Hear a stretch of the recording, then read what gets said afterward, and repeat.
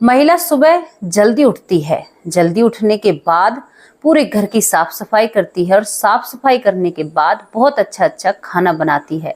खाना बनाने के बाद अपने सास ससुर से कहती है कि आप मेरी चिंता मत करना, मैं जल्दी लौट कर आ जाऊंगी और आपके बेटे मुझे वहां पर खड़े मिल जाएंगे और वो मुझे वहां से ले लेंगे, तो मेरी चिंता बिल्कुल भी मत करना। अब वो महिला एक ट्रेन में बैठती है, उसके पति से उसकी बातें चलती रहती हैं, लेकिन ट्रेन से ही वो महिला कहीं पर गायब हो जाती है। उस महिला का कोई भी अता पता नहीं होता। पति जो स्टेशन पर अपनी पत्नी का इंतजार करता है, उसकी भी दिमाग खराब हो जाता है। वो सोचने पर मजबूर हो जाता है कि आखिरकार उसकी पत्नी कहाँ पर गई। वो महिला इतनी संस्कारी थी कि अपने सास ससुर का बहुत अच्छे से ख्याल रखती। अब सास ससुर का रो रो कर बुरा हाल हो जाता है।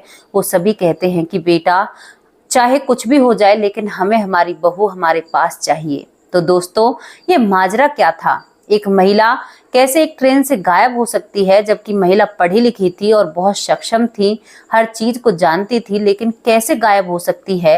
ये कैसे का या क्यों का जवाब आप लोगों को भी चाहिए और हमें भी चाहिए। जवाब चाहिए तो वीडियो को आगे देखना होगा। नमस्कार, स्वागत करती हूँ आप सभी का। हमारे YouTube चैनल है वैष्णवी चौधरी के नाम से और इसी नाम से हमारा Facebook पेज है, आप उसे भी फॉलो कर सकते हैं। तो चलिए कहानी की तरफ चलते हैं। कहानी की शुरुआत गुजरात के एक घर से होती है, जहां पर एक हिमांशु नाम का लड़का रहता है। हिमांशु पढ़ने लिखने में बहुत सक्षम और बहुत तेज है। पढ़ाई में उसका कोई भी मुकाबला नहीं कर सकता और वो पढ़ लिख कर एक मल्टीनेशनल कंपनी में जॉब करने लगता है और कंपनी दोस्तों मुंबई में होती है। अब हिमांशु गुजरात से मुंबई में रहने लगता है और जब ये बात सभी रिश्तेदारों को पता चलती है तो हिमांशु के लिए अच्छे अच्छे रिश्ते आने शुरू हो जाते हैं। क्योंकि आप लोगों ने एक बात देखी होगी, जब कोई बच्चा सक्षम हो जाता है या अच्छी सीढ़ी चढ़ जाता है तो उसके लिए ना चीजों की कमी नहीं रहती, रिश्तों की कमी नहीं रहती। अब रिश्ते आते हैं। घर वाले बेटे के पास फोन करते हैं कि बेटा, क्या हम तेरा रिश्ता ले लें? तो हिमांशु बार बार टाल दिया करता, लेकिन एक दिन जो हिमांशु की माँ होती है वो कहती है कि बेटा, लड़की बहुत संस्कारी है और ये रिश्ता मैं अपने हाथ से जाने नहीं दूंगी, चाहे तुम कुछ भी करो, मैं तुम्हारी इस लड़की से शादी करा कर रहूंगी। अब यहाँ पर बेटा माँ बाप के सामने कुछ कह नहीं पाता है और ये रिश्ता पक्का हो जाता है। लड़की का नाम शोभा होता है। शोभा और हिमांशु एक दूसरे को देखते हैं तो हिमांशु को शोभा पहली ही नजर में पसंद आ जाती है। शोभा को हिमांशु पसंद आ जाता है। दोनों की हाँ हो जाती है। दोनों परिवार शगुन बांट लेते हैं और यहाँ पर आपस में एक दूसरे को शगुन ले लिया जाता है और दे दिया जाता है और ये सगाई पक्की हो जाती है। सगाई के बाद शादी भी हो जाती है और शादी के बाद जो शोभा थी वो हिमांशु के घर आ जाती है और जो भी शोभा हिमांशु को देखता बस यही कहता कि राम मिलाई जोड़ी है, ऊपर वाले ने बड़ी फुर्सत से इस जोड़ी को बनाया है। अब यहाँ पर शोभा अपने पति के साथ रहती है, लेकिन जो पति को छुट्टी मिली हुई है वो खत्म हो जाती है और हिमांशु अब मुंबई जाने का नंबर आ जाता है। हिमांशु जब मुंबई जाता है तो शोभा थोड़ी सी भावुक हो जाती है, क्योंकि नई नई शादी हुई है और पति छोड़कर अब मुंबई जा रहा है। रोज का आना जाना नहीं रहेगा, हफ्ते में महीने में घर आया करेगा। तो यही सब चीज सोचकर शोभा अच्छा अच्छा सा खाना बनाती है और अपने पति का लंच पैक करती है और कुछ ऐसा खाना बनाती है जो कई दिनों तक खराब ना हो, वो भी अपने पति के लंच में ऐड कर देती है। अब दोस्तों, शोभा नम भरी आंखों से अपने पति को विदा करती है, लेकिन शोभा एक इतने अच्छे घर से और परिवार से आती कि वो अपने सास ससुर का अपने माँ बाप की तरह ख्याल रखती। हिमांशु अपनी नौकरी पर है, कंपनी में है, और उधर जो शोभा होती है अपने सास ससुर के पैर दबाने, खाने से पीने से, सुबह उठने से, पूरे घर का काम देखना और कभी भी उनके सामने ये जाहिर नहीं होने देना कि वो पति से दूर रहकर थोड़ी दुखी है, परेशान है। दोनों पति पत्नी अक्सर फोन पर वीडियो कॉल भी किया करते और बात भी किया करते। अब यहाँ पर जो हिमांशु है, जिस कंपनी में वो नौकरी कर रहा है मुंबई में, अब उस कंपनी की तरफ से, क्योंकि हिमांशु ने उस कंपनी में बहुत बेटर काम किया था, तो उसकी तरफ से उसके पास एक टिकट आती है, एक मेंबर और उसके साथ घूम सकता है, तो वो मुंबई में ही घूम सकते हैं। तभी हिमांशु अपनी पत्नी के पास फोन करता है, शोभा से कहता है कि शोभा, तुम्हें क्या मुंबई देखनी है? तो शोभा कहती है कि आज तक मैंने मुंबई नहीं देखी, आप दिखा दोगे तो बहुत अच्छी बात होगी। तो यहाँ पर वो कहता है हिमांशु कि पहले मैं मम्मी पापा से बात कर लूं, उसके बाद मैं तुझे मुंबई बुलाऊंगा। हिमांशु अपने माँ बाप से इजाजत लेता है कि मम्मी पापा एक टिकट निकली है फलानी जगह, एक मतलब बहुत सुंदर सी जगह है, मुझे कई जगहों की टिकट मिली है कंपनी की तरफ से और मैं अपनी वाइफ या बच्चों को घुमा सकता हूँ। तो आप लोगों की अगर इजाजत हो तो क्या मैं शोभा को यहाँ पर बुलाकर इन्हें घुमा सकता हूँ। तो यहाँ पर जो शोभा के सास ससुर होते हैं, हिमांशु के माँ बाप, वो बिल्कुल देरी बिना करते हुए कहते हैं कि अरे बेटा, ये क्या कोई पूछने की बात है, और अभी शादी हुई है तो कोई बात नहीं, तुम बहू को ले जाओ और घुमा लो।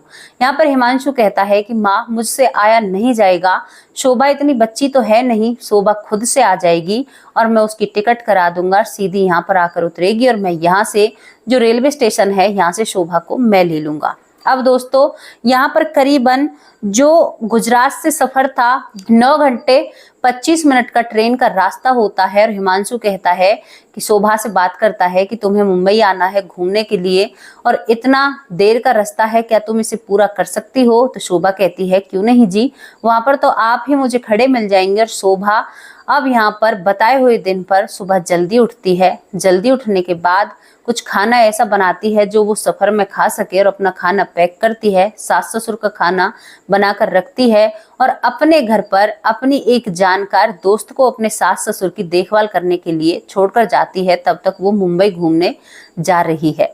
अब शोभा के जो सास ससुर होते हैं उनका बिल्कुल भी मन नहीं होता बहू को अकेले भेजने में, लेकिन यहाँ पर वो भी कुछ कह नहीं पाते हैं और शोभा को ट्रेन में बिठा देते हैं अहमदाबाद से मुंबई के लिए और शोभा उसमें बैठ जाती है। शोभा अपनी सीट पर बैठ जाती है जो उसके पति ने बुक की है और अब यहाँ पर शोभा अपने फोन में कुछ देखने लगती है। फोन में देखने के बाद पति के पास हर चीज की जानकारी दे रही थी कि मैं यहाँ से यहाँ पर पहुंच गई हूँ और आप चिंता मत करना, लेकिन पति कहता है मुझे चिंता करने की जरूरत नहीं है, तो तू भी चिंता मत करना, अच्छे से तू आ जाएगी। अब शोभा के सामने वाली सीट पर 2 बंदे और बैठे होते हैं और वो शोभा की सारी बातों को सुन रहे थे जो वो अपने पति से बात कर रही है। अब वो भांप लेते हैं कि ये महिला आज पहली बार मुंबई जा रही है और वो भी अकेली जा रही है। अब यहाँ पर वो व्यक्ति जो 2 लड़के सामने वाली सीट पर बैठे हैं वो शोभा से जान पहचान बढ़ाने लगते हैं। अब 1-1.5 घंटे का सफर हो तो इंसान चुपचाप बैठे, 8-9 घंटे का सफर होता है तो शोभा भी उनसे बात करने लगती है और वो लोग भी शोभा से बहन बहन करने लगते हैं। कहते हैं कि बहन आप चिंता मत करो, हमें लग रहा है कि आप पहली बार मुंबई जा रही हो। तो शोभा कहती है कि अरे नहीं, मैं कई बार जा चुकी हूँ, हाँ बस इतना है कि आज मैं अकेली जा रही हूँ। इसके बाद दोस्तों यहाँ पर शोभा अपना लंच खोलती है, काफी देर हो जाती है, 12-1 का टाइम हो जाता है। जब लंच अपना खोलती है तो शोभा जब खाना खाने के लिए चलती है तो एक इंसानियत के नाते उन 2 लोगों से कहती है कि आपको भैया खाना खाना है। तो शोभा अपने कुछ खाने में से उन लोगों को खाना दे देती है। वो खाना खाने के बाद कुछ और वक्त बीतता है, तभी वो लोग एक ड्रिंक लेकर आते हैं बाहर से और वो ड्रिंक बिल्कुल पैकिंग में थी, कोई भी ऐसी चीज उसमें नहीं थी। तो शोभा को वो ऑफर करते हैं, कहते हैं कि बहन लो, हम अपने लिए लेकर आए थे तो क्या तुम भी इसे पी सकती हो, मैं तुम्हारे लिए भी ले आया। अब शोभा पहले तो झिझकती है, लेकिन शोभा फिर अपना दिमाग लगाती है कि ढक्कन तो पैक है तो इसमें क्या होगा, क्योंकि शोभा खूब जानकार थी, समझदार थी। और दोस्तों वो ढक्कन से बंद हुई बोतल, एक कोल्ड ड्रिंक होती है, छोटी वाली कोल्ड ड्रिंक आपने भी देखी हो, और शोभा उसे ढक्कन खोलकर सील बंद को ही पीने लग जाती है। शोभा पीने के बाद उसी सीट पर सो जाती है और वो दोनों व्यक्ति उसके पास ऐसे बैठ जाते हैं कि मानो शोभा के जानकार हों और कोई भी उनसे सवाल जवाब नहीं करता है। अब जब शोभा की आंख खुलती है उस नींद से, तो शोभा एक गाड़ी में बैठी हुई है और शोभा के आसपास वही 2 लड़के बैठे हुए हैं जो ट्रेन में बैठे हुए थे। और शोभा की आंख खुलते ही उसके सर में दर्द सा होता है और समझ जाती है कि आज उसके साथ कुछ घटित हुआ है। शोभा एकदम बौखलाई सी खड़ी होती है और तभी कहती है उन लोगों से कि भैया तुम मुझे कहाँ पर ले आए और ये तुमने क्या किया है। तभी वो लोग शोभा को धमकाने लगते हैं और उसके मुंह पर हाथ रख लेते हैं। शोभा जब ज्यादा विरोध करती है तो शोभा के सर में कुछ ऐसा तेज मारा जाता है कि शोभा थोड़ी सी उसका सिर चकराने लगता है और तभी उसके मुंह पर एक बेहोशी की दवाई लगा दी जाती है। और जब शोभा को वो गाड़ी से उतारते हैं तो देखने में ऐसा प्रतीत लगता है कि शोभा बीमार हो और ये लोग शोभा के जानकार हों। अब यहाँ पर शोभा जब से बेहोश हुई थी तब से उसके पति से बात नहीं हुई है। उधर जो पति स्टेशन पर खड़ा हुआ है, अपनी पत्नी पर बार बार कॉल कर रहा है। अब उसका फोन भी स्विच ऑफ हो जाता है। वो घबराने लगता है। घबराहट में वो कई बार फोन करता है, कई बार फोन मिलाता है, लेकिन कोई भी फोन नहीं उठाता है। शोभा को एक मुंबई के रेड लाइट एरिया में ले जाया जाता है और वहां पर एक कोठा होता है और कोठे पर एक मैडम होती है, अच्छी हट्टी खट्टी सी, और वो बैठी हुई होती है। और दूसरी बार जब शोभा की आंखें खुलती हैं तो वहां पर शोभा का मोल भाव चल रहा था। शोभा सब कुछ एकदम उसके सामने खुली किताब जैसा हो जाता है। वो समझ जाती है कि अब तो तेरी जिंदगी यहीं पर खत्म है, तुझे यहीं पर जीना है और यहीं पर मरना है। शोभा रोती है, उस मैडम के पैर पकड़ लेती है, लेकिन कोई भी उसकी बात पर गौर नहीं करता, क्योंकि एक ऐसी जगह पर शोभा पहुंच चुकी थी जहां पर दीवारें चीख पुकार सुनने की दीवारों को आदत हो चुकी थी। दोस्तों, शोभा खूब रोती है और वहां की मैडम से खूब माफी मांगती है। कहती है कि दीदी, मेरा पति मेरा इंतजार कर रहा है, तुम मुझे छोड़ दो। लेकिन जो दो लोग ट्रेन में उसके भाई बने थे, वो लोग 50,000 में शोभा को वहां पर बेचकर और वहां से चले जाते हैं। शोभा उनके पैरों से खिसड़ती हुई काफी दूर तक जाती है, क्योंकि शोभा उनके पैरों को पकड़ लेती है और कहती है कि भैया, मैंने तुमसे पहली बार भाई बोला था तो मैं तुम्हें भाई मानती थी, लेकिन तुम मुझे कहां पर ले जा रहे हो? मुझे यहाँ से अपने साथ ले चलो और मुझे उसी ट्रेन में छोड़ दो। मैं तुम्हारे हाथ जोड़ती हूँ, मेरे पति मेरा इंतजार कर रहे होंगे। शोभा की चीख पुकार, रोना धोना किसी ने भी नहीं सुना।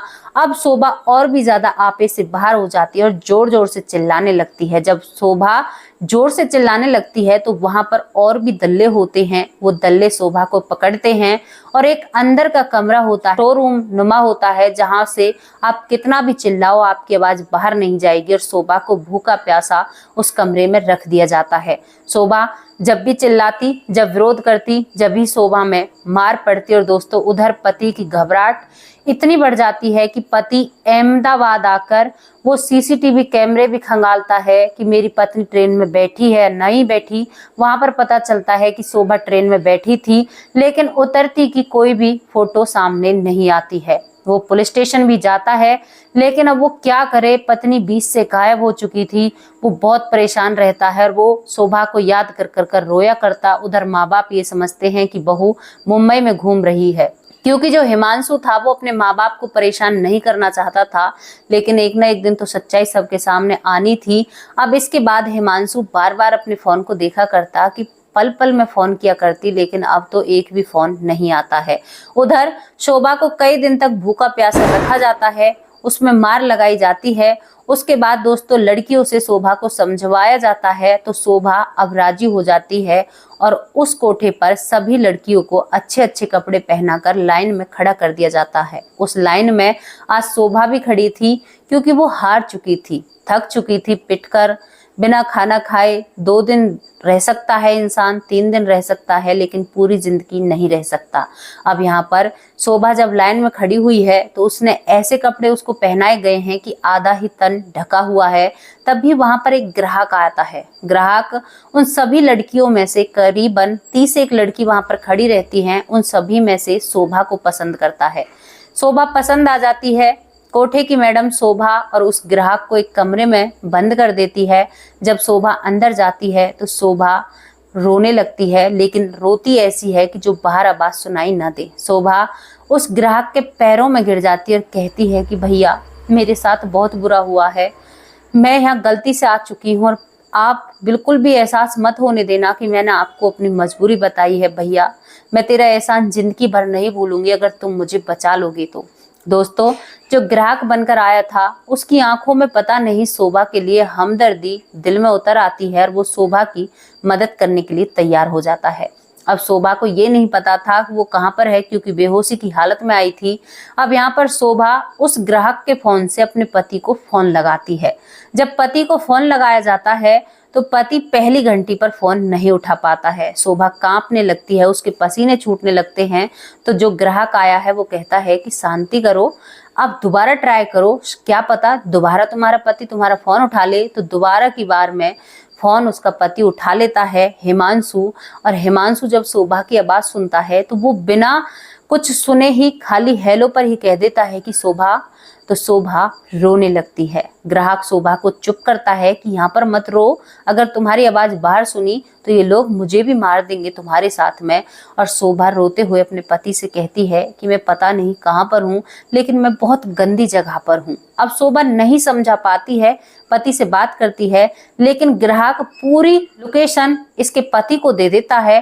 पति को देने के बाद अब ग्राहक जितना वक्त ग्राहक को दिया गया था इतना वक्त शोभा के साथ गुजार कर और वहां से चुपचाप बाहर चला जाता है। वो ग्राहक बड़ा ही नेक इंसान था। इसके बाद वो बाहर जाने के बाद और भी अच्छे से डिटेल शोभा के पति को देता है। अब शोभा के पति के सामने दो ऑप्शन थे, या तो वो पुलिस स्टेशन जाए। अगर शोभा का पति पुलिस स्टेशन जाएगा और वहां पर पुलिस लेकर अगर लोग जाएंगे तो शायद क्या पता कोठे वाले शोभा को ही गायब कर दें। तो पति अपना दिमाग लगाता है और पति खुद ग्राहक बनकर उस कोठे पर जाता है अपनी पत्नी से मिलने के लिए। अब वहां पर ग्राहक बनकर जाता है और जो ग्राहक पहले शोभा के पास गया था उसने सारा प्रोसीजर इधर हिमांशु को समझा दिया था। तो हिमांशु उसी तरह जाता है और उसी तरह हिमांशु को शोभा मिल जाती है और हिमांशु शोभा को ही पसंद करता है। अब वो दोनों एक कमरे में जाते हैं, उन्हें वक्त दिया जाता है उनके पैसों के हिसाब से, लेकिन हिमांशु ने ज्यादा राशि वहां पर जमा की थी तो हिमांशु को ज्यादा वक्त मिलता है शोभा के साथ रहने का। पहले तो दोनों गले मिलते हैं, गले मिलने के बाद शोभा रोना चाहती है लेकिन रो नहीं सकती। अब यहाँ पर हिमांशु जो पहले से ही प्लानिंग कर आया था वो अब पुलिस स्टेशन फोन करता है और पूरी बात पुलिस वालों को बताता है। उस वक्त पुलिस भी इतनी अच्छी होती है पुलिस स्टेशन में दोस्तों, एक खबर पर ही पुलिस उठाती है और उसी कोठे पर छापा मारती है। और छापा मारने के बाद दोनों पति पत्नी को उस कमरे से बाहर सुरक्षा पूर्वक बाहर निकालती है और उन्हें उनके घर भेजती है। और इधर एक शोभा को ही नहीं बचाया गया था, शोभा की तरह और सारी बहुत लड़कियां होती हैं उन्हें भी बचाया जाता है। और यहाँ पर एक पति अपनी पत्नी का ग्राहक बनकर कोठे पर पहुंचता है। तो दोस्तों ये थी वो कहानी जहां पर आप लोगों को बताने की कोशिश है कि आप कहीं पर भी जाइए लेकिन आंख बंद कर आपको अपनी परछाई पर भी भरोसा नहीं करना होगा अगर कोई महिला अकेली सफर कर रही है। ये कहानी उन महिलाओं के लिए है जो महिलाएं ना बहुत ज्यादा हद से ज्यादा फ्रेंडली हो जाती हैं और शायद दूसरे पर ज्यादा भरोसा करने लगती हैं। कभी भी अकेले हो तो किसी पर भी भरोसा मत कीजिए और किसी का लिया दिया बिल्कुल भी आपको नहीं खाना चाहिए। उन लोगों ने जो सिरिंज होती है इंजेक्शन वाली उससे उस ड्रिंक में कुछ नशीला पदार्थ मिलाया था। जब उनको पकड़कर रिमांड पर लिया गया था और जो दो दल्ले थे, जो दो ग्राहक थे, उन्हें भी पकड़ लिया जाता है और उनसे भी पूछताछ की जाती है। तो ये गिरोह बताता है कि ये कुछ लोग ऐसे होते हैं जो रेलवे स्टेशन या बस स्टैंड पर ऐसी जगहों पर बैठे रहते हैं और उन लड़कियों की तलाश में होते हैं जो लड़कियां अकेली घर से निकलती हैं या अकेली कहीं पर जा रही होती हैं और पहली बार जा रही होती हैं। तो ये उन लड़कियों को टारगेट करते हैं और उन्हें इस तरह से कोठों पर भेज दिया जाता है। दोस्तों ये कहानी एक सत्यता पर आधारित है और इस कहानी में जितने भी जगह, नाम, स्थान सब कुछ बदल दिए गए हैं ताकि शोभा और जो हिमांशु था उन्हें रहने में कोई परेशानी ना हो। लेकिन आप लोगों को सावधान और सतर्क करना जरूरी था। तो आप इस कहानी के बारे में क्या कहना चाहते हो, आप अपनी राय कमेंट बॉक्स में रख सकते हैं। कल फिर हाजिर होंगे किसी सच्ची और अच्छी स्टोरी के साथ। तब तक के लिए नमस्कार, जय हिंद, जय भारत।